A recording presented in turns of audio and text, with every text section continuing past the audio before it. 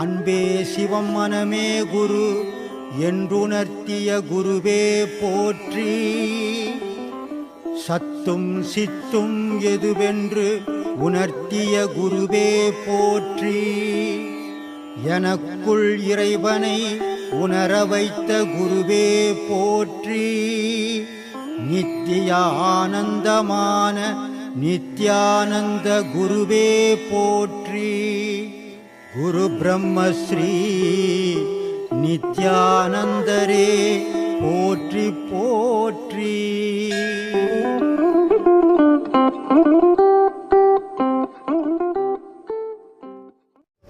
ஆத்மானக்கங்கய்யா. ஆத்மானக்கையா. இப்போ எந்த ஒரு நல்ல காரியத்துக்கும் முதல்ல வந்துட்டு விளக்கு ஏற்றிட்டு தான் வந்துட்டு அந்த காரியத்தை தொடங்குறாங்க. சரி. அதே மாதிரி வீட்டில் ஒரு மரணம் அந்த மாதிரி ஏதாவது சம்பவிச்சிட்டாலும் வந்துட்டு தலைமாட்டில் வந்துட்டு அந்த விளக்கு வைக்கிறாங்க. அதுக்கப்புறம் 16 நாள் அந்த விளக்கு வச்சிருக்கு. விளக்குக்கு ஏன் வந்துட்டு அவ்வளோ முக்கியத்துவம் தந்திருக்காங்க?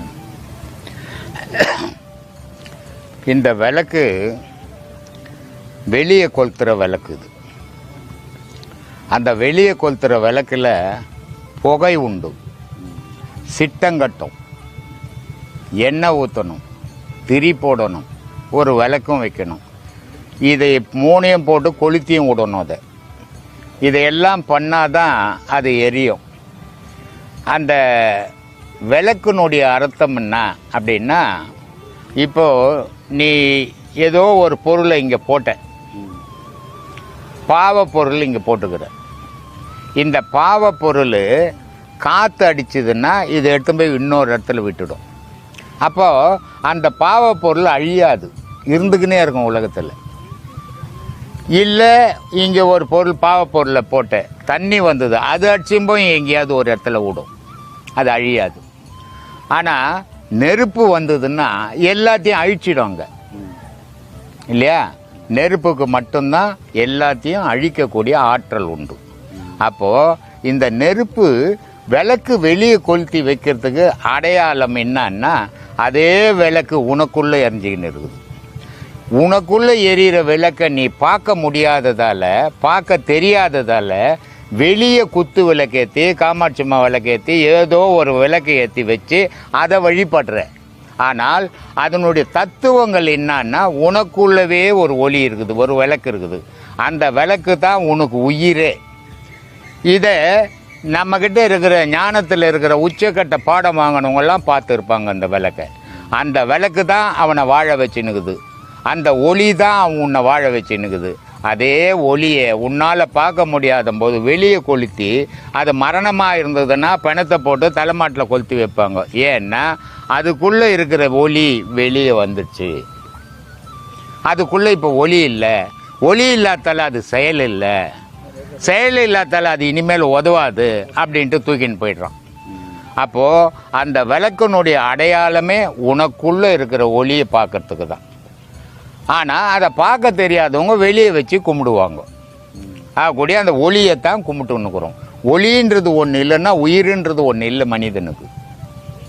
அதனால் அந்த ஒளி தான் உயிராக இருக்குது. அந்த உயிரை, தன்னுடைய உயிரை தான் அறிய முடியாதால அதை வெளியே அறிகிறாங்க இல்லையா? அதனால் சொல்லுவார், சிக்குள்ள பாதை துடிக்குதடி, சிலம்பொலி அங்கே கேட்குதடி அப்படின்வார். அப்போது அந்த விளக்கு இருக்கிற இடம் சிக்கு உள்ள பாதை. அது இன்னொருத்தர் சொல்லுவார், உச்சிக்கு கீழே உள்நாக்கு மேலே வெச்ச விளக்கு எரியுதடி, அச்சுள்ள விளக்கு எண்ணெயும் இல்லை தண்ணீரும் இல்லை போக வழியும் இல்லை, சிக்குது சிக்குது வாழைப்பெண்ணு அப்படின்னாரு இல்லையா? உச்சிக்கு கீழவும் உள்நாக்கு மேலவும் ஒரு விளக்கு எரியுது. அந்த விளக்கு போக வழி இல்லாத, அது எண்ணெயும் ஊற்றலை, திரியும் போடலை, எதுவும் இல்லாத எரிஞ்சுக்கின்னுக்குது. அந்த விளக்கு உனக்கு வெளியே போச்சுன்னா உன் உயிர் போச்சு. அந்த உயிர் தான் கொளுத்தி வைக்கிறது வெளியே அப்படின்னு இந்த அடையாளங்களுக்கு தான் இதெல்லாம் செய்கிறோம்.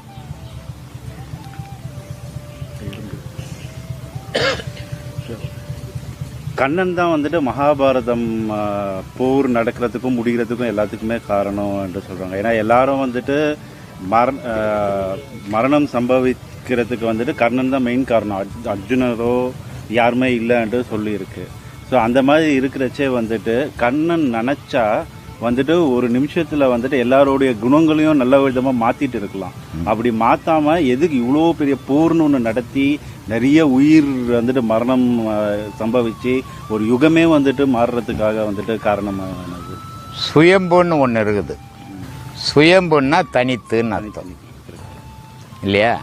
அப்போது ஒரு மனிதன் சுயம்பாக செயல்படுறான். உலகத்தில் ஃபுல்லாகவே அவன் சுயம்பாக செயல்பட்டுன்னுக்கிறான். அந்த சுயம்பான செயலில் நன்மையும் தீமையும் கலந்து நடந்துக்கின்னுக்குது. அப்போது இறைவனுடைய படைப்பு சுத்த படைப்பாக உன்னை படைத்தான். ஆனால் நீ நாளடைவில் தீமையும் நன்மையும் கலந்த வாழ்க்கைக்கு வந்துட்ட.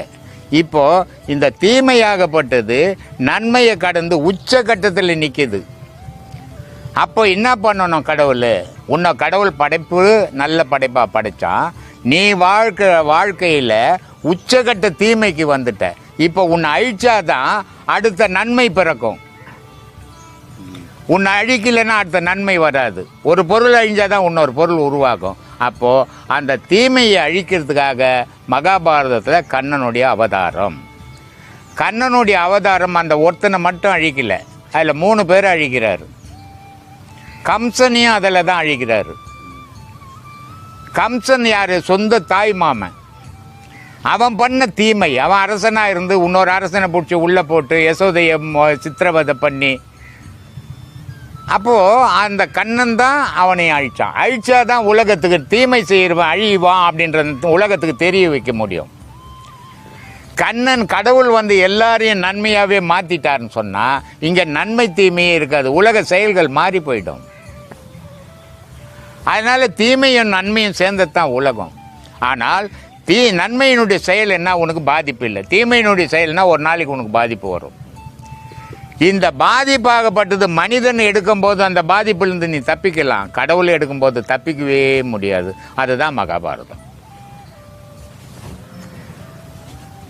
எறும்பு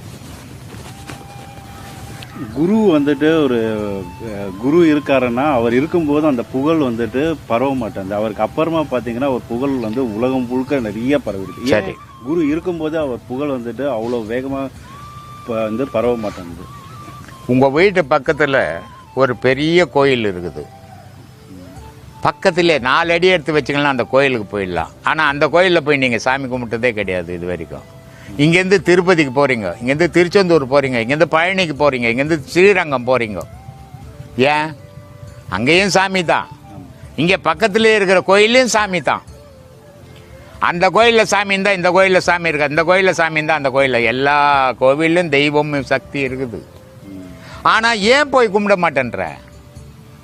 எல்லாரும் இப்படி ஒரு தூரமாக போய் கும்பிட்டாதான் உனக்கு மன நிறைவு. அதுக்காக உன் பொண்டாட்டி புள்ளக்குட்டிலாம் எடுத்துக்கின்னு பணம் ஒரு பண்டல் எடுத்துக்கின்னு ஒரு ஊராக சுற்றி தெய்வ வழிபாடு பண்ணுறேன்.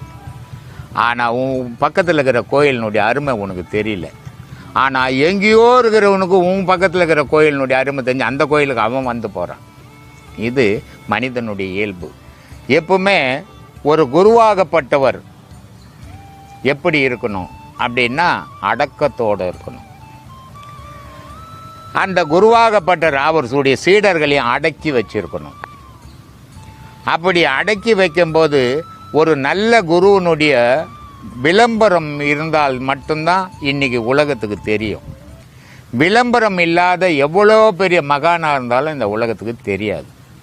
இப்போ ஒன்று நம்மளே எடுத்துக்கலாம். 12 வருஷம் ஆச்சு ஆசிரமம் திறந்து. யாருக்கும் தெரியாது. ஏதோ காது வழியாக போய் செவி வழியாக போனவங்க தான் வந்தவங்க உண்டு. ஆனால் இன்றைக்கி மீடியாவில் எடுத்து போட்ட பிறகு, பிரம்மசூத்திர குழு வீடியோ போட்ட பிறகு உலகம் ஃபுல்லாக தெரிஞ்சுது. அப்போது எந்த ஒரு பொருளையும் விளம்பரப்படுத்தினால்தான் அது பெருமைக்கு உரியதாக இருக்கும். விளம்பரம் இல்லாத ஒரு குரு வந்து எப்பவுமே தெரியாது உலகத்துக்கு. ஆனால் அவருடைய மறைவு உலகத்துக்கு தெரியும் போது அதுக்கு முக்கியத்துவம் கொடுத்து வருவாங்க இல்லையா? ஒரு தாய் தகப்ப இருக்கிறான், அவன் தான் பெத்தான், அவன் தான் வளர்த்தான், எல்லா சிரமத்தையும் இந்த பிள்ளைங்களுக்காக அவன் தாங்கினான். ஆனால் பிள்ளைங்க அந்த தாய் தகப்பனை யாரும் மதிக்கிறதே கிடையாது. இன்னைய உலகத்தில் 100க்கு 75 பேர் தாய் தகப்பனை மதிக்கிறது கிடையாது இல்லையா? ஆனால் எல்லாத்துக்கும் அடிப்படை இவன் இந்த உலகத்துக்கு வந்ததுக்கே காரணமே அந்த தாய் தகப்பன் தான். ஆனால் அந்த தாய் தகப்பனை நினைக்கிறதே கிடையாது. இவன் மனைவிக்கு கொடுக்குற முக்கியத்துவம் கூட அந்த தாய் தகப்பனை கொடுக்கறது கிடையாது. ஆனால் அந்த மாதிரியான தாய் தகப்பன் இறந்த பிறகு அவன் போட்டோவுக்கு பூஜை புனஸ்காரங்கள் பூ மாலை எல்லாம் போட்டு வழிபாடு நடத்துவான். மனிதன் அவன் வாழும்போது அவனுடைய சிறப்பை பற்றி எவனும் பேச மாட்டான். அவன் மறைஞ்ச பிறகு தான் பேசுவான். இது பழகி போச்சு இந்த நாட்டில். அதனால் ஒரு குரு இருக்கும்போது வெளியே தெரியாது. ரெண்டாவது, குருன்றது 2 குரு. ஒன்று மனம்ன்ற ஒரு குரு இருக்குது மனுஷனுக்கு, அது தனக்குள்ளவே இருக்கிற குரு. இன்னொரு குரு வெளியே இருக்கிற குரு. வெளியே இருக்கிற குருவை பற்றி அந்த மனம்னு இருக்கிற சீடனாகப்பட்ட குரு சீடன் பேசினால் மட்டும்தான் வெளி உலகத்துக்கு தெரியும். எந்த குருவும் தான் பெரிய ஆள், எனக்கு இவ்வளோ விஷயம் தெரியும், நான் இப்படிலாம் பண்ணிடுவேன்னு பேசுகிறான்னா உதவாத குரு உலகத்துலேருந்து முடிவு பண்ணிக்கணும். ஏன்னா உலகம்ன்றது கடவுளை மீறி யாராலையும் எதுவுமே செய்திட முடியாது. எல்லாமே கடவுளுக்குள்ளே தான் அடக்கம். கடவுள் எதுக்குள்ளவும் அடக்கம் இல்லை. அதனால் அப்படிப்பட்ட குருமார்களை மதிக்கிறது மக்களுடைய பண்பாடாக இருக்கணும். ஆனால் அது இருக்கிறது இல்லை. போயா அப்படின்ட்டு போகிறான். ஆனால் அவன் மறைஞ்ச பிறகு அவன் நின்ன இடத்துல போய் ஊந்து ஊந்து கும்பிட்றான். இதுதான் சிவவாய்க்கர் சொல்லுவார், ஒரு மகான் இருக்கும்போது வழிபட அவங்ககிட்ட விஷயத்தை தெரிஞ்சுக்கிறதுக்கு உனக்கு அறிவில்லாத போயிட்டேடா. அவன் மறைஞ்ச பிறகு அவன் நின்ன இடத்த ஊந்து ஊந்து கும்பிட்றிய உனக்கு என்னடா கிடைக்க போகுதுன்றார் இல்லையா? ஆனால் மனிதனுடைய உணர்வு அப்படி போயின்னு இருக்குது. அதனால் ஒரு நல்ல குரு நம்ம வளர்ந்தோமா, நம்ம உலகமெல்லாம் தெரிஞ்சுதா, நம்மள சீடருங்க வளர்க்குறாங்களா, அதை பற்றி யோசிக்கவே கூடாது. வளர்ந்தா என்ன போனா என்ன, நீ ஒரு முடிவு பண்ணிட்ட கடவுள் மட்டும்தான் உனக்கு நிஜம்ன்ட்டு, இந்த உலகம் நிஜம் இல்லைன்னு முடிவு பண்ணிட்ட. அப்படி முடிவு பண்ணும்போது உனக்கு என்ன புகழை பற்றி யோசிக்க போகிற? அஞ்ஞானத்தில் இருக்கிறவன் புகழை பற்றி யோசிப்பான். உண்மையான மெஞ்ஞானத்தில் இருக்கிறவன் புகழை யோசிக்கவே மாட்டான். அப்படி யோசிக்கிறவன் நல்ல குருவாக இருக்கவும் முடியாது. அவன் குருஸ்தானத்துக்கு இழுக்கானவன் அர்த்தம். ஒரு அம்மா சுவிட்சர்லாந்துலேருந்து ஃபோன் பண்ணுறாங்க எனக்கு. அந்த அம்மாவனுடைய பேர் ஜெயா. அவங்க லவ் பண்ணி கல்யாணம் பண்ணிக்கிட்டாங்க. அவங்களுக்கு ஒரு பையன் ஒரு பொண்ணு. 2 பேரும் புருஷன் விட்டுட்டு ஓடிட்டார். ஏன்னா அது இடையில் வந்துட்டு தானே, இடையிலே போயிடும். அம்மா பேட்டி எடுக்கும்போது ஒரு பொண்ணு கேட்டது, வக்கீல் பொண்ணு, கல்யாணம் லவ் பண்ணி கல்யாணம் பண்ணிக்கினா என்ன அப்படின்னு சொல்லிட்டு. நான் கேட்டேன், லவ் பண்ணி கல்யாணம் பண்ணிக்கின்னு இன்பமாக வாழ்ந்தோம் எத்தனை பேர் சேர்ந்து. சரி, அரேஞ்ச்மெண்ட் கல்யாணம்லாம் எல்லாரும் வாழறாங்களே, எல்லாரும் வாழலை. 100க்கு 10 பேர் கெட்டு போயிடுவான். ஆனால் காதலிச்சு கல்யாணம் பண்ணுறவன் 90 பேர் கெட்டு போயிடுவான். இந்த 100க்கு 10 பேர் கெட்டு போனால் கூட இந்த 2 வீட்டுக்காரர் சேர்ந்து ஒரு சமாதானப்படுத்தி அந்த குடும்பத்தை சேர்த்து வைப்பாங்க. ஆனால் நீ வீட்டுக்குன்னு ஓடணும், உனக்கு 2 வீட்டுக்காருமே வரமாட்டாங்க, அனாதி ஆகிடுவேன் நீ அப்படின்னா. ஏன்னா வாழ்க்கை, உடலுடைய வேகம், வயசு, இதையெல்லாம் சேர்ந்து இந்த மாதிரி செயல்கள் செய்ய சொல்லும். அதனால் அப்படி போயிடும். அதே மாதிரி அந்த அம்மா லவ் பண்ணாங்க, கல்யாணம் பண்ணாங்க, ஒரு பையன் ஒரு பொண்ணு, புருஷங்காரன் ஓடி போயிட்டான். அந்த சுவிட்சர்லாந்தில் இருந்துக்குன்னு அந்த பொய்யனும் பொண்ணையும் எப்படியோ சாமர்த்தியமாக ஒரு வேலை செய்து காப்பாற்றிட்டாங்க. இப்போ என்ன பண்ணுது, அம்மா அன்னைக்கு செய்தது பார் தவறு, அதே தவறை இன்னைக்கு பொண்ணு செய்யுது. அன்னைக்கு அம்மா சின்ன வயசுல பெத்த தாய் தகப்பனுடைய பேச்சை கேட்காம செய்த தவற, அந்த ஜெயா செய்த தவற இன்னைக்கு அதனுடைய பெண் செய்து. ஆனா அன்னைக்கு அம்மா செய்யும் போது அவங்க தாய் தகப்பன் சொல்லும் போது அம்மாவுக்கு தெரியல. இன்னைக்கு அந்த அம்மா 4 வாட்டி எனக்கு ஃபோன் பண்ணி சொல்லுது, என் பொண்ணு இந்த மாதிரி சொல் பேச்சு கேட்க மாட்டேங்குது, இந்த மாதிரி பண்ணுது அப்படின்ட்டு. ஆனால் அன்னைக்கு சொன்னா கேட்டியா? உன் தாய் தகப்பன் சொல்லும் போது நீ கேட்கல. இன்னைக்கு நீ சொன்னா உன் பொண்ணு கேட்கல. காரணம் எண்ணங்களுடைய அடிப்படை இது. உன் குழந்தை பிறந்தது உன்னுடைய எண்ணம், அது இருக்கும் அதுகிட்ட, அது உன்னுடைய செயலை இப்ப காட்டுது. ஆனா அது உன்னால தாங்க முடியல, உன் எண்ணம் தான் அது, உன்னால அது தாங்க முடியல. அதனால பிள்ளை பெற்றுக்கிறதோ பிள்ளை வளர்க்கிறதோ பெரிய விஷயம் இல்லை. அதனால்தான் சொன்னேன், அன்பும் பாசமும் கலந்து ஊட்டுவா தாய். தகப்பன் அன்பு மட்டும்தான் ஊட்டுவான். அப்படி தூர வைக்கணும். என் புள்ள மாதிரி உலகத்துல இல்லைன்னு நினைக்க கூடாது. நினைச்சீங்கன்னா உனக்கு வேதனை பின்னாடி காத்திருக்குதுன்னு அர்த்தம். நான் பல வீடியோக்கள்ல சொல்லியிருப்பேன், ஒரு பிள்ளை பத்தினா அது என்ன பின்னாடி காப்பாத்துன்ற நினைவு வச்சுன்னா அதை காப்பாத்தாத. உன்னுடைய கடமையை செய்யறேன்னு, ஏன்னா நீ பெத்துட்ட, நீ தான் செய்யணும் அதுக்கு. அதனுடைய கடமையை செய்து விட்டுடு. நீ வாழறதுக்கு இறைவனை புடிச்சுக்கோ, அப்ப நிம்மதியா வாழ்வ. என் புள்ள காப்பாத்துவானா உன்னை நடுரோட்ல விட்டுடுவான். உன் புள்ள அன்னைக்கு ததும்பி அழுவ. அதனால பாசத்தை அது மேல கொட்டாத, அது கடமையை மட்டும் செய். பாசத்தை கொட்டினா பின்னாடி நீ அழ போறதுக்கு யாராலையும் தடுக்க முடியாது. அதனால அந்த மாதிரி வாழ்க்கைன்றது அந்த மாதிரி அமைக்கணும். அப்படி அமைச்சு வாழ்ந்தால் அது பயனிலும். நீ எப்படி ஒன்னா வாழலாம் அப்படின்னு வாரி கட்டிக்கினா துன்பம் உன்னை வந்தே சேரும். அதை யாரும் வாங்க முடியாது. இதுதான் மனிதனுக்கும் மிருகத்துக்கும் உள்ள வித்தியாசம். இப்போ ஒரு மிருகம் ஒரு குட்டி போடுது, ஒரு பறவை ஒரு முட்டையிட்டு குஞ்சு பொரிக்குது. குறிப்பிட்ட காலம் அந்த பொரிச்ச குஞ்சுக்கு அந்த பறவை எங்கெங்கேயோ போய் திரிஞ்சு உணவு தேடிய வந்து கூட்டில் இருக்கிற பறவைக்கு ஊட்டுது குஞ்சுக்கு. ஆனால் இந்த பறவை பறக்க முடிஞ்ச உடனே அது ஊட்டுறதை நிறுத்திடுது இல்லையா? அப்போ அந்த பெரிய பறவைக்கு துன்பம் இல்லை. போடா அது பறக்குது, அது வாழ்ந்துக்கும் அப்படின்னு அது முடிவு பண்ணிட்டு விட்டுடுச்சு. அதனால அதுக்கு துன்பம் இல்லை. அதே மாதிரி ஒரு மிருகம் ஒரு குட்டி போடுது, ரொம்ப பாதுகாப்பா வளர்க்குது. அந்த மிருகம் சுயம்பா வாழ முடிஞ்ச உடனே அந்த குட்டி போட்ட மிருகம் விலகி போயிடுது. அப்ப அது சுயம்பா வாழுது. அப்ப குட்டிக்கும் துன்பம் இல்லை, தாய்க்கும் துன்பம் இல்லை. ஆனா மனிதன் அப்படி இல்லையா? சாவர வரைக்கும் சேர்த்து புடிச்சு அழுவுறான், பாசம் பாசம் பாசம் பண்ண அழுவுறானே. அப்ப இவன் அழுகிறதுக்குன்னே பிறந்தவன். அப்போ இவனுடைய மனநிலையை எப்படி உருவாக்கிக்கணும், எதை செய்யணும் எதை செய்யக்கூடாது அப்படின்றத புரிஞ்சுக்கினான்னா துக்கத்திலிருந்து வெளியே வந்துடும். இந்த துக்கத்திலிருந்து வெளியே வந்தால் உனக்கு ஒரு ஆதரவு வேணும். நீ தனித்து இயங்க முடியாது. இறைவனுடைய ஆதரவை புடி, அது உன்னை வாழ வச்சிடும் துன்பத்திலிருந்து. இந்த உலகத்துல எதுதான் சாமி நிரந்தரம்? உலகம்தான் நிரந்தரம். எதுவுமே எதுவுமே நிரந்தரம் கிடையாது. எது நிரந்தரையா? ஒரு பாட்டு ஒண்ணுக்குது தெரியுமா? ஓடமும் ஒரு நாள் வண்டியில் ஏறும், வண்டியும் ஒரு நாள் ஓடத்தில் ஏறும். இருக்குது இல்ல? அப்போ எது ஒன்னாலும் எது ஒன்னாலும் போக வேண்டிய காலம் வரும்.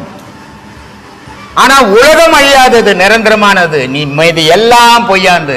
ஒரு மரம் செடி கொடி வளர்க்கிற ஒரு குறிப்பிட்ட காலம், ஒரு மனிதன் பிறக்கிறான் ஒரு குறிப்பிட்ட காலம், ஒருத்த ஓஹோன்னு வாழறான் குறிப்பிட்ட காலம், ஒருத்த ஏழ்மையில வாழறான் குறிப்பிட்ட காலம், எல்லாம் ஒரு குறிப்பிட்ட காலம். உலகம் மட்டுமே நிரந்தரமானது, இறைவன் மட்டுமே நிரந்தரமானது. அதுக்கா சாமி இவ்வளவு அவஸ்தை? அதுக்கா சாமி இவ்வளவு அவஸ்தை? பாசம் பாசம்னு ஒண்ணுக்குது. இன்னைக்கு 2 நாள் இங்க இருந்து பார்க்கலாம், 2 நாளைக்கு இங்க தங்கிட்டு எனக்கு வீடு வேணாங்க, வாசல் வேணாங்க. நான் இவ்வளவு தெரிஞ்சுக்கணுங்க. இது வரைக்கும் தெரியாது இருந்ததுங்க. இது வரைக்கும் எனக்கு தெரியாதுங்க இப்படி எல்லாம் இருக்குதுன்னு, இவ்வளவு பிரச்சனை இருக்குதுன்ட்டு. இப்ப தெரிஞ்சுக்கணுங்க. நான் 2 நாளைக்கு வீட்டுக்கு போக மாட்டேங்க, படு பார்க்கலாம். அதுக்குதான் நிறைய கேள்வி கேட்கக்கூடாது. உடனே பொண்டாட்டி அங்கிட்ட கார் வச்சுன்னு வந்துடுறாங்க பாருங்க. ஏன்னா நீ இல்லைன்னா அங்கே வருமானம் இல்லை, நீ இல்லைன்னா அவங்களுக்கு மதிப்பு இல்லை, நீ இல்லைன்னா அவங்களுக்கு மரியாதை இல்லை, நீ இல்லைன்னா அவங்களுக்கு பொழப்பே இல்லையா? போய் உன்னை ஒரு சுயநலத்துக்கு அவங்க வச்சுங்கிறாங்க, உன் சுயநலத்துக்கு அவங்கள நீ வச்சுன்னு திஞ்சுங்கிற. இந்த சுயநலங்கள் இருக்கிற வரைக்கும் சுதந்திரமாகவே முடியாது. வாழ்க்கையே சுயநலம் சாமி. அப்ப வாழ்க்கை எப்படி சுயநலமாகும்? வாழ்க்கை எப்படியா சுயநலமாகும்? நீ சுயநலமா ஆக்கிக்கினா அது சுயநலமாச்சு. மாடு ஆடுக்கு சுயநலங்கதா இல்ல, பின்ன உனக்கு மட்டும் எப்படி? அது வாழ்க்கை இல்லையா? அது வாழலையா? நீ ஆக்கிக்கின ஒரு பிம்பம் உண்டாக்கிக்கின. ஓ என் பொண்டாட்டிங்க, என் வீடுங்க, என் புள்ளைங்க அப்படின்னு ஒரு பிம்பத்தை உண்டாக்கிக்கின்னு வாழ்ந்துன்னுக்குற. அதனால சுயநலத்தில் போயிட்டேன். ஒரு நல்லவனுக்கு இறைவன் துணை புரியலாம், கெட்டவனுக்கு இறைவன் துணை புரியறானே. கெட்டவன் யாரு, நல்லவன் யாரு? ஒரு நல்ல செயல் செய்யறவன் ஒருத்தன். நல்ல செயல்னா என்ன செயல்? 4 பேருக்கு உதவுறான்னு வச்சுக்கோங்க. சரி, அவனுக்கு இறைவன் துணை வருது சாஸ்திரம். இன்னைக்கு இருக்கிற மந்திரிங்க எல்லாம் 4 பேருக்கு உதவுறாங்க தெரியுமா? ஆமா சாமி, ஆமா சாமி. அப்போ யார் நல்லவங்க? யார் சாமி நல்லவன்? நீ நினைக்கிற மாதிரி இல்ல கடவுள். அவன் பேரறிவாளன், நம்மள மாதிரி முட்டாள் இல்ல அவன். நீ உடலை பார்த்து இவன் நல்லவன் இவன் கெட்டவன் நீங்கிற, அவன் செயலை பார்த்து இவன் நல்லவன் அவன் கெட்டவன் சொல்லுங்கிற. கடவுள் ஆன்மாவை பார்த்து நல்லவன் கெட்டவனை தேர்ந்தெடுக்கிறான். அதனால தான் நான் ஒரு வீடியோவில் சொல்லியிருப்பேன், ஒரு திருடன் போகிறான் கோயிலுக்கு, சாமி இன்னைக்கு திருட போகிற, எந்த துன்பமும் வராமல் திருடுனுறான். கடவுள் சொல்கிறான் நல்லா திருடுப்பா பாப்பான்றான். அவன் செயல் நடக்குதாங்க சார். அப்போ ஒருத்தன் சொல்றான், கடவுளே இந்த தீமையெல்லாம் இருக்கக்கூடாது, நான் நல்லதையே செய்ப்பான்னு சொல்றான். அப்போ உன்னுடைய எண்ணங்கள் எதுவா இருக்குதோ அதுக்கு துணை நிற்கிறான் கடவுள். ஆனா கடவுள் நல்லவன் கெட்டவன் பார்க்கறது இல்லை அப்படின்னு சொன்னேன் இல்லையா? ஏன்னா கடவுளுடைய படைப்பு உன் உடல் இல்லை, கடவுளுடைய படைப்பு உன் மனம் இல்லை, கடவுளுடைய படைப்பு உன் ஆன்மா. அவன் பெத்த பிள்ளைய அவன் பார்க்கறான் தீமையே இல்லாத பொருள். ஆனா உன் உடல், உன் மனம், இதெல்லாம் உங்க அப்பா அம்மா செய்தது. அவங்க எண்ணத்துக்கு ஏற்ற மாதிரி நீ நல்லவனாகவும் கெட்டவனாகவும் இருக்கிற. நல்லவன் ஒருத்தங்க இல்லை, கெட்டவன் இங்க ஒருத்தன் இல்லை. பிறக்கும் போது யாரும் நல்லவன் கிடையாது, பிறந்த சாகும் போது யாரும் கெட்டவன் கிடையாது. சிக்கலாகுது இல்லை? என்ன பண்றது? இப்படிதான் நம்ம மாட்டிக்கிறோம் போய். சாமி ஒரு அரசியல்வாதி சரி நல்லதும் செய்யறாரு, சரி கெட்டதும் செய்யறாரு, சரி. அதே மாதிரி இறைவன் நல்லதும் செய்யறவங்களுக்கும் நீ சொன்ன மாதிரி நல்லதும் செய்யறதும் சரி தனி முடியாது. சரி. அப்ப அரசியல்வாதி செய்யறது நல்லது கெட்டது கேட்டா அவன் கடைசியில் அவனோட முடிவு காலத்துல வந்து அவன் நல்லவனா கெட்டவனா, அவன் செய்யற செயல் பாதி நல்லது செஞ்சுட்டான். கடவுள் நல்லவனா கெட்டவனா? கடவுள் நல்லவனா கெட்டவனா? நீ நல்லவன் தான். நீங்க என்ன எதுக்கும் துணை? நான் சொல்றது வேணா, நீ சொல்லு. சொன்னதுல இருந்து சொல்றேன், கடவுள் எது பொதுவானவன், எல்லாரும் பொதுவானவன். அரசியல்வாதி பொதுவானவன். யாருக்கு பொதுவானவன் அரசியல்வாதி அப்படின்னா, அவனை சார்ந்தவனுக்கு, அவன் நல்லதை செய்யறவங்களாம் அவளுங்க அவனை போற்ற போறாங்க, வாழ்த்த போறாங்க, கும்பிட போறாங்க. ஆப்போசிட்டுக்காரன் வருத்தப்பட போறான். அதுக்குனால அவனுக்கு என்ன பலனு, அவனுக்கு என்ன பாதிப்பு வரப்போகுது? சரி, இவன் போய் இன்னொரு அரசியல்வாதி வந்தான்னா இந்த குரூப் வாழ்த்த போது அவனை, இவனை திட்ட போறான். இதனால அவனுக்கு என்ன பாதிப்பு? ஒரு பாதிப்பும் இல்லை. யாரோட யார் சேர்ந்து இருக்கிறானோ அந்த நேரத்துக்கு பயன்படுத்திக்கிறோம் மனித பிறவி. இறைவன் அப்படிப்பட்டவன் இல்லை, அவனும் ஒரு அரசியல்வாதி மாதிரி இருக்கான். எப்படி அரசியல்வாதி மாதிரி அப்படின்னா, அவனை யாரு முழுகுறானோ, அவனுக்கு எவ்வளவு துன்பங்களை கொடுத்தானோ, அவன் இறைவனுடைய பாதத்தை உடலையோ அவனுக்கு அவன் நல்லவனாவே இருக்கிறான். எவன் அவனை பட்டும் படாத நினைக்கிறானோ, எவன் அவனை நினைக்கல, அவனுக்கு பின்னாடி இருப்பு இருக்குதுன்னு அர்த்தம். அப்போ இறைவன் கூட ஒரு அரசியல்வாதி மாதிரி இருக்கான். யார் அவனை முழுமையா நம்பி அவனோட அர்ப்பணிக்கிறானோ அவன் காப்பாத்திடுறான். அரசியல்வாதி அப்படிதான். அவனை நம்பி அவன் காலை பூச்சி எவன் தொங்குறான், அவனுக்கு என்னென்ன உதவி வேணுமோ அவன் செய்துடுறான். அவனை எதிர்க்கிறவனுக்கு துன்பத்தை கொடுறான். இறைவனும் இறைவனை எதிர்க்கிறவனுக்கு துன்பத்தை கொடுத்தான். ரெண்டு பேரும் ஒரே மாதிரி தான். அப்போ நம்ம உடல் எவ்வளோ பதமாக வேணுமோ அவ்வளோ பதத்துக்கு அதை பண்ணுது. சந்திரக்கலைன்றது 16 கலை, சூரிய கலைன்றது 18 கலை, அக்னி கலைன்றது 8 கலை. இது என்ன பண்ணோன்னா, சூரிய கலை இந்த 16 கலையை சாப்பிட்டுடும். சாப்பிட்டுட்டுன்னா மூச்சு போய் வாசியாக மாறிடும். மூச்சு இருக்காது, அப்போ கழுத்து கீழே எந்த ஓட்டமும் இருக்காது. எல்லாம் வாசி யோகம் கற்றுக் கொடுக்குறேன், வாசி யோகம்லாம் எவனாலையும் கற்றுக் கொடுக்க முடியாது. ஏன்னா வாசின்றது பேசாதது, மூச்சுன்றது பேசுறது. பேசுனா தான் ஒருத்தருக்கு ஒருத்தர் ஒன்று சொல்லிக் கொடுக்க முடியும், அவர் கேட்க முடியும். பேச்சு மூச்சு இல்லாத இடத்துல போய் எங்கே போய் சொல்லிக் கொடுக்குறது? யார் சொல்லிக் கொடுக்குறது? இந்த மூச்சாகப்பட்டது ப்ராக்டிக்கலாக நீ குரு உபதேசம் வாங்கி செய்துன்னு வரும்போது அது நாளடைவில் அந்த மூச்சு வாசியாக மாறிடும். வாசின்னா என்ன அர்த்தம்னா, கழுத்துக்கு கீழே மூச்சே கிடையாது, போன மாதிரி ஆகிடும். அப்போது இந்த மூச்சு எப்படி இருக்குன்னா, தலையில் ஓடும், ஒரு ஜான் தான் ஓடின்னு இருக்கும். அது நாசிக்கும் உச்சிக்கும் ஓடுறது தான் வாசி. அதுக்கு தான் வள்ளலார் கேட்டார், வாசி வாசி என்று பேசுகின்றார், வாசி என்ன பேச கண்டார் அப்படின்னு. அது என்ன பேசிச்சுன்னு அவனால சொல்ல முடியாது. ஏன்னா அது பேசாத பொருள். அது அவ்வை சொல்லிச்சு, வாசி வாசி சிவாசிச்சு. வாசி ஆச்சுன்னா நீ கடவுள் ராணி, கடவுள் போய் எப்போ பேசுண்டா, யாருக்கிட்டடா பேசும் அப்படின்னு அவ்வை சொல்லிச்சு. திருமூலர் சொல்றாரு, வாசியும் ஊசியும் பேசிச்சுன்னா நம்ம ஏன்டா பெனாத்தின்னு கிடக்கணுன்றாரு. அது மாதிரி இதெல்லாம் புரியாமல் எதையோ சொல்லிக்கின்னு குண்டலி யோகம் கற்றுக் கொடுக்குறேன், வாசி யோகம் கற்றுக் கொடுக்குறேன்னு ஏதோ ஒன்று பண்ணின்னுக்குறாங்க. அவங்க எதையாவது பண்ணின்னு போட்டோம், நமக்கு அதெல்லாம் தெரியாது. நம்ம அவங்க விஷயத்தில் தலையிடவும் வேணாம். நம்ம என்ன செய்யணும் அதை மட்டும் பேசின்னு போவோம். இன்னொருத்தனை பற்றி நம்ம பேசி என்ன பயனுக்குது? அதனால் அப்படி இருக்கக்கூடாது. ஒன்று முக்கியமாக தெரிஞ்சுக்கணும், எல்லாரும் தெரிஞ்சுக்க வேண்டிய விஷயம், கடவுளை தேடுறவனுக்கு ஜாதி மதம் இனம் குலம் கோத்திரம் நாடு மொழி இதெல்லாம் கிடையாது. மதத்தை தேடுறவனுக்கு கடவுள் கிடையாது. அது எந்த மதத்துக்காரனா ஒன்றா இருக்கட்டும், மதத்தை கும்பிடுவானே தவிர கடவுளை கும்பிட முடியாது. கடவுளை கும்பிட்றவனுக்கு மதம் கிடையாது. அப்போது நம்ம என்ன நினைக்கணும், கடவுளை வழிபாட நினைக்கணும், மதத்துக்குள்ளே கட்டுப்பட்டு நிற்கக்கூடாது. மதத்துக்குள்ளே நிற்கிறவனும் ஒரு குடும்பத்துக்குள்ளே கட்டுப்பட்டு நிற்கணும், ரெண்டும் ஒன்று தான். அதனால் கடவுளை அடையணுன்றவனுக்கு ஜாதியில் பார்க்கறது, மொழி பார்க்கறது, நாடு பார்க்கறது, மதம் பார்க்கறது இதெல்லாம்ங்கிறவனால கடவுளை அடையவே முடியாது, ஒருபோதும் அடைய முடியாது. ஜாதி மதமெல்லாம் கடந்து நின்னவன் தான் கடவுள். கடவுள் எந்த ஜாதி, கடவுள் எந்த மொழி, எவனாலேயும் சொல்ல முடியுமா? முடியாது. அதனால் அதுக்கெல்லாம் அப்பாற்பட்டவன் கடவுள். அதனால் மதத்தை இவர் கிறிஸ்டின் கிட்டத்தட்ட 8 வருஷமாக இருக்கிறார் என்கிட்ட. ஏன்னா இதுக்கு இந்த கிறிஸ்டின்ன்றதோ இந்துன்றதோ முஸ்லீம்ன்றதோ இதெல்லாம் ஒரு மத கட்டுப்பாடு. தனி மனுஷன் ஒருத்தருக்கு ஒன்று நல்ல செய்ய முடியாது. அப்போ ஒரு மத அமைப்பு இருந்தால் 10 பேருக்கு நன்மை செய்ய முடியும். அதுக்காக வச்சத்தான் மதம். அது இன்றைக்கி மாறி போய் ஏதோ பண்ணின்னு இருக்குது. கடவுளை உண்மையாக கடவுளை தேடுறவனுக்கு ஜாதி மதம் குலம் தாழ்ந்தவன் உயர்ந்தவன் பணக்காரன் ஏழை அதெல்லாம் பார்க்கவே கூடாது. சிங்கப்பூர்லேருந்து ஒருத்தர் வந்தார் இந்த ஃபங்க்ஷன் நடக்கிறதுக்கு முன்னாடி, ஒரு 20 நாளைக்கு முன்னாடி, போன மாதம் 20 நாளுக்கு முன்னாடி ஒரு 5 பேர் வீட்டாண்ட வந்தாங்க. என்ன பண்ணால் உங்களை பார்த்துட்டு போகலான்னு வந்தோம் சாமி. நாங்கள் என்னத்துக்கு என்ன பார்க்கணுன்னு, இல்லை உங்கள்கிட்ட ஆசீர்வாதம். சரி ஆசீர்வாதம் போகணும். அது மாதிரி ஃபங்க்ஷன் நடக்குது போட்டுக்குது சாமி நெட்டில். ஆமாப்பா நடக்குது. எவ்வளோ பேருக்கு சாப்பாடு போடுவீங்க? ஒரு 1000 பேர் சாப்பிடுவாங்கப்பா. ஏழையா பணக்காரன்? ஏன்பா பணக்காரனுக்கு பசி கிடையாதாப்பா, ஏழைக்கு தான் பசியாப்பான்னு. நீ பசிக்கு சோறு போடுறேன்னு பார்க்கணுமே தவிர அவன் ஏழையா பணக்காரனா நல்லவனா கெட்டவனா யோசிக்கவே கூடாது. கடவுளுக்கு போடுறேன்னு நினச்சிட்டின்னா அங்கே வேற்றுமை வராது. மனுஷனுக்கு போடுறேன்னு நினச்சின்னா இந்த வேற்றுமையெல்லாம் வரும். அதனால் நம்மளுடைய செயல் எது செய்தாலும் ஆண்டவனுக்கு செய்கிறேன் ஆண்டவனுக்கு செய்கிறேன் ஆண்டவனுக்கு செய்கிறேன்னு போனீங்கன்னா உன் மனம் பாரம் இருக்காது. எல்லாம் நான் செய்கிறேன் நான் செய்கிறேன் நான் செய்கிறேன்னா மனம் பாரம் ஆகிடும்.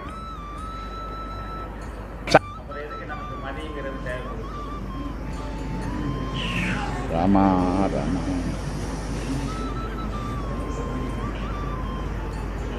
அப்பா இல்லாத நீ வந்தியா? அப்போ அப்பா என்னத்துக்கு நீ வரதுக்கு? அப்பா இருக்கும்போது நீ என்னத்துக்கு வந்த? எதுக்குப்பா வந்த? சொல்லு, பதில் சொன்னதானே. கேள்வி மட்டும் கேட்குற, கேட்டால் சொல்ல மாட்டேன்ற. என்ன நான் நினைக்கல? நீ வரக்கூடாதுப்பா, நீ தான் மதியாச்சா. அப்பா இருக்கிறாரு, நீ ஏன் பிறந்த? யார் பிறக்கணும்னு இருந்தா? அப்பா அம்மா இருந்த எம்ஜிஆருக்கு குழந்தை இல்லை தெரியுமா? 3 பொண்டாட்டி கட்டிக்கினேன் தெரியுமா? ஏன்னா அவருக்கு யாரும் போய் பிறக்கல. காமராஜர் குழந்தைய இல்லை தெரியுமா? கல்யாணமே பண்ணிக்கல தெரியுமா? அதான் இவன் தலையெழுத்து இங்கே வந்து உட்காந்துங்கிற. இதுதான்ப்பா தலையெழுத்து. இதுக்கு பேர் தான் விதின்றது. இந்த தலையெழுத்துன்னு சொன்ன பாரு, அதான் விதி. அதான் உன்னை இப்படி ஈழ்காட்சின்னுக்குது, ஊராக சுத்த விட்டுக்குன்னுக்குது. எங்கெங்கே ஆன்மீகம் நடக்குதோ அங்கெல்லாம் போய் நிற்கிறதுக்கு காரணம் நீ என்னன்னா இந்த விதி தான். எதையும் உண்மையாக தெரிஞ்சுக்கணும்னு நினைக்கல. நீ தெரிஞ்சுக்கிறதே நான் பெரிய விஷயம் தெரிஞ்சுக்கணும்னு முடிவு பண்ணி உட்காந்துங்கிற. அதுதான் விதி. அங்கே மதி மயங்கி போகுது. ஒரு குழந்தை பிறகுது, ஒரு 4 வயசு குழந்தை, உடம்பு சரியில்லை, நோய் வந்துடுச்சு அதுக்கு. சரி அது விதின்னு வச்சுன்னுக்கலாமா? வச்சுருந்தா பிழைக்குமா? சொல்லுப்பா. மருந்து கொடுக்கறது அப்புறம், மருந்து கொடுக்க தூக்கின்னு போனோம் அப்பா அம்மா இல்லை.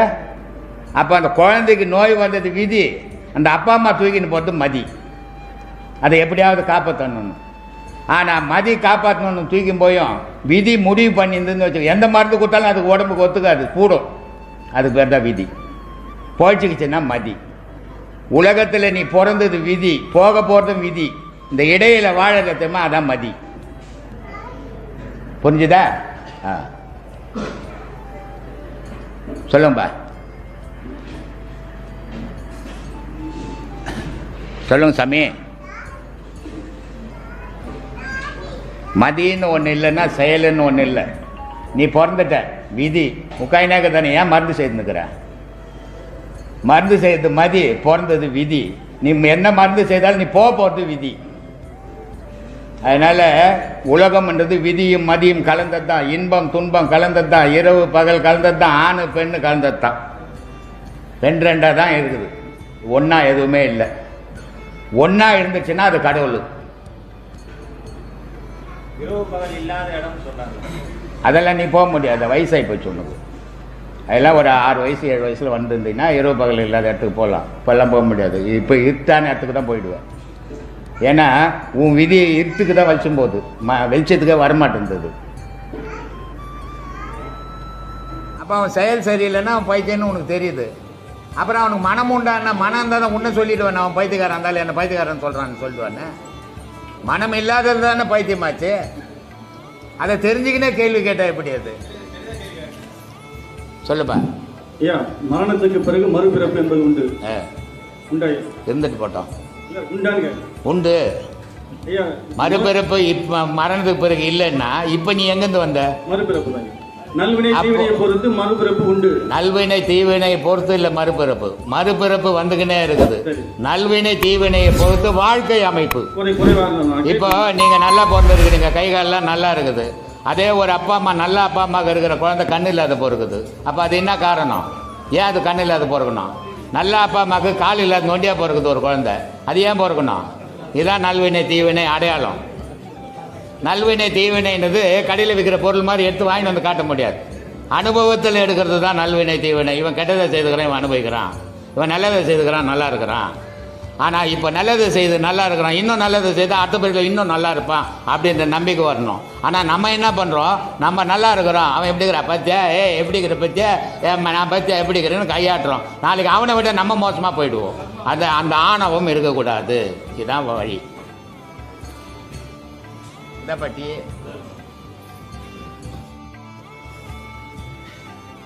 ஒரு மனுஷன் ஒரு கத்தியால் ஒரு வெட்டு வெட்டிட்டா அந்த வெட்டுப்பட்ட இடத்துல ஒரு மருந்தை போட்டு ஒரு கட்டை கட்டினா அது 10 நாள் ஆறி போடும்.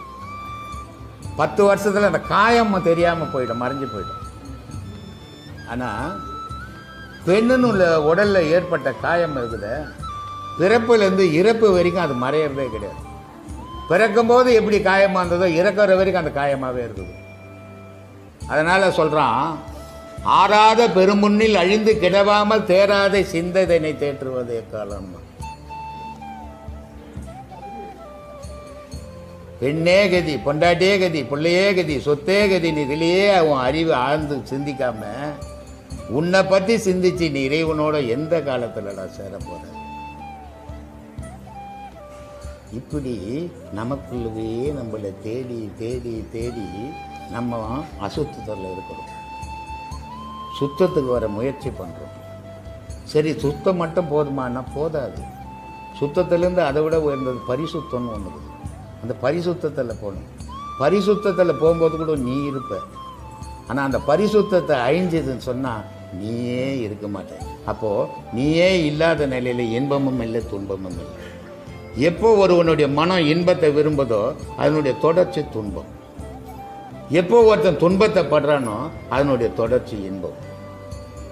அப்போது இறைவன் என்றவன் எங்கே இருக்கிறான் அப்படின்னா எங்கெங்கேயோ காடு மலையெல்லாம் போய் தேட வேண்டியது. நம்ம இருக்கிற இடத்துல இருக்குது. ஆனால் நம்ம நினச்சிக்கிறோம் வெளிச்சத்தில் உட்காந்துக்கணும், இல்லை இருளில் உட்காந்துக்கணும். இதை பட்டினத்தார் ரொம்ப அழகாக சொல்கிறார். கடவுளை எங்கெங்கேயோ போய் தேடுறோமாப்பா, கடவுள் இல்லாத இடத்துல நீ இருக்க முடியாது. அதனால் சொல்கிறாரு, 8 திக்கும் 16 கோணமும் எங்கும் ஒன்றாய் முட்டி ததும்பி முளைத்தோங்கும் சோதியை மூடரெல்லாம் கட்டி உருட்டி தம் அக்கத்தில் வைத்தார் கருத்தில் வையார். கடவுள் என்ற விஷயத்த கட்டி சுற்றி ஊற்றி அக்கில் வச்சு திஞ்சுங்கிறானே தவிர அவன் மனசில் வச்சு தெரியல காண்றான். பட்டப்பகலை இரவென்று கூறிடும் பாதகரேன்றான். ஏன்னா நமக்கு இரவு உண்டு, பகல் உண்டு. நம்ம அஞ்ஞானத்தில் இருக்கிறோம். அதனால் இன்பம் உண்டு, துன்பம் உண்டு. இன்ப துன்பம் எப்படி இருக்குதோ இரவும் பகலும் இருக்குது. ஆனால் ஞானிக்கு இன்ப துன்பம் இல்லை, அதனால் இரவு பகல் இல்லை. அதனால் அவன் இரவை கூட பகலாகவே தெரியுது.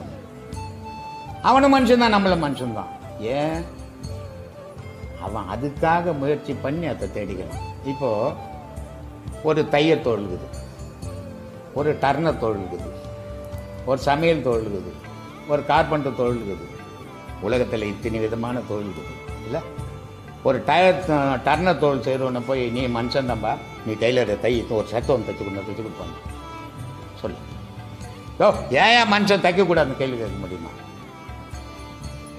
இல்லை தையல் தொழில் செய்கிறவனை போய் ஏன்பா அந்த லேத்தில் இந்த போல்டு கொஞ்சம் கடைஞ்சி கொடு நான் கடிப்பானு. ஏன் மனுஷன் தானே ஏன் கடையக்கூடாது, அவன் கடைஞ்சா நான் கடையக்கூடாதான்னு கேட்க முடியுமா? இது அறியாமல். இந்த மாதிரி கேள்விகள் வர்றதுக்கு காரணம் என்னன்னா அறியாமல், இன்னும் எதையும் புரிஞ்சிக்கல, எதையும் தெரிஞ்சிக்கல. அதனால் நம்ம எதை பேசுகிறோம், எதை செய்கிறோம், எதை கேட்குறோம்னு தெரியாமல் கேட்குறோம். இதுக்கு பேர் அறியாமல். உன்னால் முடியறது என்னால் முடியாது, என்னால் முடியறது இன்னொருத்தரால் முடியாது, இன்னொருத்தரால் முடியறது அவரால் முடியாது. ஆனால் யாராலையுமே முடியாதுன்றது இல்லை. ஒவ்வொரு விஷயம் ஒவ்வொருத்தரால சாதிக்க முடியும், எல்லாராலையும் எல்லாம் சாதிக்க முடியாது. சன் டிவியில் ஒரு 2.5 வயசு குழந்தை உட்கார வச்சுட்டு 2000 வருஷத்துக்கு முன்னே எந்தெந்த நாட்டில் எந்தெந்த மண்ணை ஆண்டான்னு சொல்லுது. 2.5 வயசு குழந்தை. நம்ம குழந்தைக்கு என் பேரையும் என் புள்ள பேரையுமே சொல்ல தெரியல. 2000 வருஷம் அந்த குழந்தை சொல்லிச்சு. ஏன் என் குழந்தை சொல்ல கத்தியத்துக்கெல்லாம் வராது, கல்யாணம் பண்ணிக்காது. அப்புறம் நீ ஆம்பளை இப்போ வந்து மீச தாடியெல்லாம் வச்சு காம வராதுன்னா என்ன பண்ணுவாத்த சொல்லுப்பா, பதில் சொல்ல மாட்டியா? செத்து போனோன்றான். அது வரலக்கூடாதுன்னா செத்து போனோம், அதான் வழி. அதுக்கு அது உயிராக இருக்கிற வரைக்கும் அது இருந்து சாப்பிட்ற இல்லை, ரத்தம் ஊறுது இல்லை, அதுலேருந்து தான் வருது விந்து. சாப்பிடாத நிறுத்தினா காமம் வராது. சாப்பிடாது நிறுத்திப்பார். ஒரு 20 நாள் சாப்பிடாது எதையுமே, தானாக காமம் அடங்கிடும். சாப்பாடு சாப்பிட்ற வரைக்கும் காமம் இருந்துக்குன்னு தான் இருக்கும். உப்பு காரம் எல்லாம் ஒன்றும் இல்லை. வரும் சோறு போட்ட துணிவியா பிடிக்கலையே, அப்புறம் காமம் வரக்கூடாதுன்ற எப்படி வராது இருக்கும்? டெய்லி வரும் சாப்பாடு வச்ச சாப்பாடு போட்டு உப்பு குழம்பு இல்லாத சாப்பிடணும். ஒரு 20 நாள் தானாடணும். காரம் புளிப்பு உப்பு இருந்தால் காமம் வரதான் செய்யும். சொல்லுங்கப்பா. சித்தர்கிட்டலாம் அந்த தகுதி உனக்கு இருக்குதா? சித்தர் 10 வயசில் போயிட்டா, நீ எத்தனை வயசில் வந்துக்கிற? இன்னொருத்தரை ஒப்பிட்டே பேசக்கூடாது. அவங்க நிலை வேறு, உன் நிலை வேறு. அவங்க ஒரு பிறப்பில் சித்தனாகலை, பல பிறப்பு எடுத்து சித்தனானான். நீ ஒரு பிறப்பில் இன்னும் 1வது கூட தெரிஞ்சிக்கல, சித்தர்கிட்ட பற்றி பேசுகிற. சித்தர்னா அவ்வளோ விளையாட்டு விஷயமா? ஏம்மா இந்த உப்பு இல்லை, அவங்க சொன்ன உப்பு வேறு உப்பு. நீ சாப்பிட்டுக்கிற உப்பை சொல்லலை, அவங்க வேறு உப்பு. அது உனக்கு என்னத்துக்கு அந்த உப்பை பற்றி? இயற்கை அவானிப்பின் அன்னிலே பேரா இயற்கை. என்ன சொல்கிறாரு திருக்குறளா? என்ன சொல்கிறாரு? இல்லை என்னப்பா சொல்கிறாரு? சொல்லு. என்னப்பா புக்கு எடுத்துன்னு வந்துட்டா, பாட்டு எடுத்துன்னு வந்துட்டா, அதுக்கு பொருள் தெரியலன்ற. அப்போ என்ன சொல்கிறாரு? என்ன சொல்கிறாரு? அதில் விளக்கம் என்ன சொல்கிறாரு?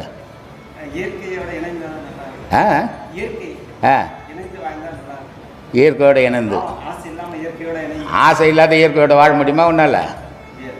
பின்ன அவர் சொல்லிட்டு போட்டார். அவர் நிலையில் இந்த ஊர் நிலைக்கு ஒத்துப்பார். அவர் சொக்காயில் இருந்தார், நீ அவுத்து போட்டு வாயம் பார்க்கலாம் ஊரில் இருந்து. ஒருத்தரை ஒப்பிட்டு பேசக்கூடாது. அவர் சொல்கிறார், வளர்த்தலும் அழித்தலும் வேண்டாம், உலகம் பழித்ததை அழித்து விடுனாரு. முடியுமா உன்னால்? இங்கே சொன்னார் உலகத்தை ஒத்து போவாத, நீ தனித்து வாழுன்றாரு, இயற்கையோடு வாழுன்றாரு. அங்கே என்ன சொல்கிறாரு? ஊரோட ஒத்துப்போ, இல்லைன்னா உன்னை கூப்பிட்டு கொட்டுன்னு கொட்டுவாங்கன்றாரு. அப்போ எதை எடுத்துக்கிற சொல்லு? எதை பார்த்து போகிற? அதனால் அவர் சொன்னது அத்தனையும் எல்லா மனுஷனுக்கும் பொருந்தாது. அவங்க நிலை வேறு, உயரமான நிலை. நம்ம நிலை எல்லாத்தையும் பண்ணி போட்டு ஒரு கால் சட்டி எடுத்துன்னு சுற்றின்னு வரோம் நம்ம. அதனால் நமக்கு முடியாது, எல்லாரோடையும் ஒத்து தான் போகணும். நான் அதனால தான் சொல்லுவேன், இந்த உபதேசம் வாங்குறீங்க, நான் உபதேசம் வாங்கிட்டேன், நான் ஞானி, எனக்கு ஓடுவானா பொண்டாட்டி வானா புள்ள குட்டினா இந்த பக்கமே திரும்பாதீங்கன்டுவேன். எல்லாமே செய்யணும், எதுலேயும் நீ ஒட்டாமல் செய்யணும். அதான் வாழ்க்கை, அதான் கடவுள் வழிபாடு. வீட்டை விட்டு ஓடி போகிறது, கடை வாங்கி துண்ணு போட்டு வீட்டுக்கு பயந்துன்னு குடும்பத்தை நடத்த முடியாது ஓடி போகிறவன் தான் கடவுளை தேடி ஓடி போக மாட்டான்.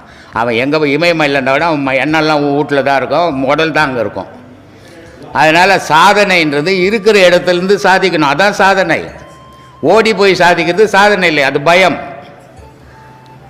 அதனால் ஒவ்வொரு நிலையும் நம்ம நிலை என்ன, நம்மளுடைய குடும்பம் என்ன, நம்ம வாழ்க்கை என்ன, அதுக்கேற்ற மாதிரி போகணும். பெரிய மகான் சொல்லிக்கிறாரு, அப்படி போகிறங்கன்னா நீ வீட்டில் விட்டுடணும்.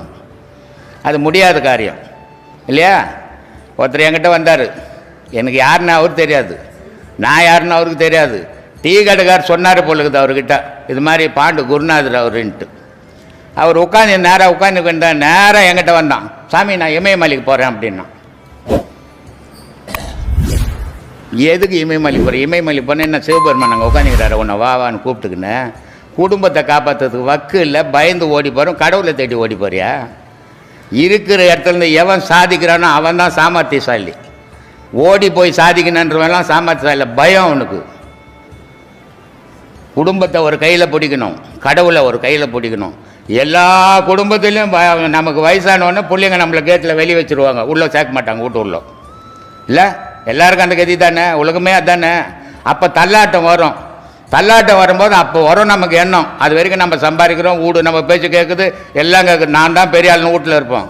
நமக்கு வயசாகி பாக்கெட்டில் பணமும் போய் மனத்தில் பலமும் போச்சுன்னா உள்ளே வெளியே உட்கார வைப்பாங்க.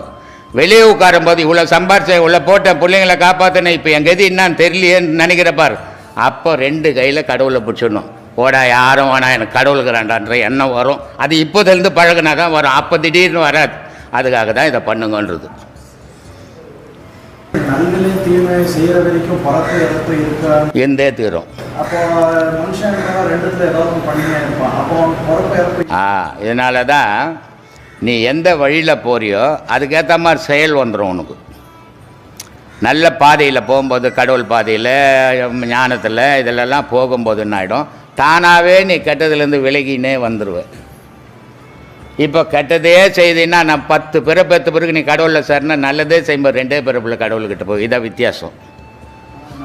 அப்போது நம்ம நல்லது கெட்டது செய்யும்போது நல்லா இருக்கலாம், நல்லதை செய்யும்போது தர்மத்தை செய்யும்போது துன்பங்கள் வரும். ஆனால் அந்த துன்பத்தால் உனக்கு பாதிப்பு வராது. நான் தீமை செய்கிற பாரு, அதனால் பாதிப்பு வராது. வந்துச்சுன்னா நீ திருப்பி எழுந்துக்கவே முடியாது. அதனால் முடிஞ்ச அளவுக்கு நன்மை செய்யலாம் பரவாயில்ல, தீமை செய்யாமல் போங்க, அதுவே பெரிய புண்ணியம். நம்ம பிறவை நமக்கு இந்த பிறவை வரும்போது எத்தனாவது பிறவை தெரியாது. நம்ம செஞ்ச பாவத்திலேருந்து கொஞ்சம் பாவம் கொஞ்சம் புண்ணியம் போட்டு தான் கொடுத்தாங்க கடவுளுக்கு. சரி சரி. ஒரேடியாக துன்பம் கொடுத்தாலும் மனுஷன் வாழ முடியாது, ஒரே இன்பத்திலையும் வாழ முடியாது, துன்பம் போட்டு சொல்கிறாங்க. அப்போ நம்ம இந்த பிறவையில் இப்போ நம்ம வள்ளுவர் சொல்கிறாரு, ஊடலுக்கு பின் கூடலுன்றாரு. அது என்ன அர்த்தம்? சண்டை போட்டுக்கு நான் குடும்பத்தில் பொண்டாட்டிக்கிட்ட அப்புறம் சேரும்போது சாதாரணமாக சேர்ந்ததை விட இன்பமாக இருக்குமா இல்லையா? அதனால் ஒரு மனுஷன் எப்போ துன்பத்தில் இருந்து அவன் இன்பத்தை அடையிறானோ அந்த துன்பத்தை விட இந்த இன்பம் பெருசாக இருக்கும். ஒவ்வொரு மனிதனும் இந்த உலக விஷயத்தில் 70% துன்பத்தை அனுபவிக்கிறான். ஆனால் இந்த 70% துன்பத்தை அவன் ஏன் தாங்குறான்னா அந்த 30% இன்பத்துக்காக அதை தாங்கி நிற்கிறான். அப்போ 30% இன்பம் கிடைக்குது. அந்த 30% இன்பம் கிடைச்சாலும் பரவாயில்ல, ஆனால் 70% துன்பத்தை அனுபவிக்க தயாராகிறான். அப்போது துன்பமும் இன்பமும் இல்லாதான் இறைவனுடைய பாதை. அங்கே துன்பமும் கிடையாது, இன்பமும் கிடையாது. எப்போ இன்பங்குதோ அதனுடைய தொடர்ச்சி துன்பம், எப்போ துன்பங்குதோ அதனுடைய தொடர்ச்சி இன்பம். இரவனுடைய தொடர்ச்சி பகல், பகலினுடைய தொடர்ச்சி இரவு. ஆணுனுடைய தொடர்ச்சி பெண், பெண்ணினுடைய தொடர்ச்சி ஆணு. இந்த மாதிரி ஒன்றோட ஒன்று தொடர்பு கொண்டது அது. அப்போது இது ரெண்டும் இன்பமும் வேணாம் துன்பமும் வேணாம் அப்படின்னா அங்கே இடையில் என்ன இருக்குது, நடுவில் என்ன இருக்குது? இன்பம் இல்லாத துன்பம் இல்லாத அந்த வாழ்க்கை எப்படிப்பட்டது? என்ன துன்பமும் வேணாம் இன்பமும் வேணாம், அதுக்கு இடையில் என்ன வாழ்வு அது? ஒன்று மனுஷன் என்ன பண்ணுவான், துன்பப்பட்டுனுப்பான், இல்லை இன்பத்தில் இருப்பான். இன்பமும் வேணாம் துன்பமும் வேணான்னா அது என்ன வாழ்வு? ஏம்பா அமைதியான வாழ்வு. அப்போது மனிதன் பிறப்பு அமைதியாக வாழறதுக்கு தான் இங்கே பிறந்தான். இவன் ஆரவாரத்தில் விழுந்ததால் இன்பமும் துன்பமும் மாறி மாறி போச்சு. அப்போது ஆண்டவனுடைய வழிபாடு, அந்த வழிபாட்டில் போகும்போது அவனுக்கு இன்பமும் இல்லை துன்பமும் இல்லை, அமைதி கிடைக்குது. ஏன்னா உலகத்தில் இன்பம் இருக்குது துன்பம் இருக்குது, அமைதி இல்லை. அப்போ அமைதியை வச்சுக்கிறவன் யார்? ஆண்டவன். இப்போது ஒரு பட்டாணி கடைக்காரங்கிட்ட போய் பட்டாணி கேட்கலாம், பட்டாணி கடைக்காரங்கிட்ட போய் டீ கேட்க முடியுமா? கேட்க முடியாது. அது மாதிரி அமைதியை வச்சுங்கிறவன் ஆண்டவன். அப்போ அவனை தேடி போனால் தான் நமக்கு அமைதி கிடைக்கும். உலகத்தில் ஆரவாரங்குது, அதனால் இன்பம் இருக்குது துன்பம் இருக்குது. அப்போ நம்மளுடைய பயணங்கள் எதை நோக்கி போகிறோம்? இது ஒரு நாள் 2 நாள், நான் ஒரு வாரம் போய் பார்த்துங்க இல்லை ஒன்றும் நடக்கலைங்கன்னா அதெல்லாம் முடியும். வாழ்நாள் முழுதும் போகணும் இல்லை, அதுதான் உன்னுடைய முயற்சி. ஒரு நாள் 2 நாள் போயிட்டு ஒரு வாரம் போயிட்டு இல்லைங்க, ஒரு வாரம் போனங்க நான் இல்லைன்றதுல பிரயோஜனமே கிடையாது. தெரிஞ்சு அந்த மாதிரி அமைதியை இறைவனை நோக்கி போகும்போது இப்போ நம்ம இந்த பிறவியில் அவங்க மாதிரி குரு சொல்ல நம்ம பேசிப்போம். அப்போ நம்மளுடைய முன்னணிக்கு அந்த தாக்கம் வந்து குறையுமா? கண்டிப்பாக நம்ம வந்து அதை இன்னும் கண்டிப்பாங்க. இப்போ ஒரு துணி போட்டுன்னுக்குறோம் இல்லையா, அந்த துணி மில்லிலேருந்து வரும்போது பல்ச்சின்னு வந்தது பால் மாதிரி இல்லையா, அதை ஒரு வாட்டி கட்டிட்டோம், நம்ம துவைக்கிறோம், கொஞ்சம் வெள்ளையாக இருக்குது, திருப்பி 2 வாட்டி கட்டணும், திருப்பி துவைக்கிறோம், அது வந்த மாதிரி இல்லை கலர். எவ்வளோ தான் துவைச்சாலும் நம்ம அது வந்த கலர் இல்லை, மாறி போச்சு. அப்போ என்ன பண்ணுறோம், அந்த வெள்ளாவில் வச்சு இது பண்ணுவோம், வேக வைப்பாங்க. அப்போ வேக வச்சா ஓரளவுக்கு வெள்ளையாக வரும். இந்த வெள்ளாயில் வச்சு வேக வைக்கிறதா யோகம். யோகம்ன்றது என்னது, வெள்ளாயில் வச்சு மனுஷனை வேக வைக்கிறது. அவன் எப்படி அடுப்பில் துணியங்களால் போட்டுட்டு பானைங்களில் கீழே அடுப்பு கொளுத்துவான், அந்த கொதிப்பில் அந்த அழுக்கெல்லாம் வெளியே வர சோட்டமாவில். அந்த மாதிரி இந்த யோகம்ன்ற நெருப்பில் நீ செய்த பாவ வினைகள் கழிஞ்சிக்கினே இருக்கும். ஆனால் தொடர்ச்சியாக செய்யணும், இல்லைன்னா முடியாது. வாழ்நாள் முழுக்க அதை பிடிச்சிக்கணும். எதையோ வாழ்நாள் முழுசும் பிடிச்சிங்கிறிய, ஆண்டவனை பிடியும் வாழ்நாள் முழுதும். சரி ஆண்டவன் கூட வேணா, உன்னை பிடிச்சிக்க வாழ்நாள் முழுதும். பொண்டாட்டியை பிடிச்ச, புள்ளையை பிடிச்ச, பேரனை பிடிச்ச, பேத்தியை பிடிச்ச, சுகத்தை பிடிச்ச, சொந்தத்தை பிடிச்ச, எல்லாத்தையும் பிடிச்ச, உன்னை மறந்திய. நீ உனக்குள்ளே இருக்கிற பொருள் இல்லைன்னா பொண்டாட்டி இல்லை, புள்ள இல்லை, சொத்து இல்லை, சுகம் இல்லை.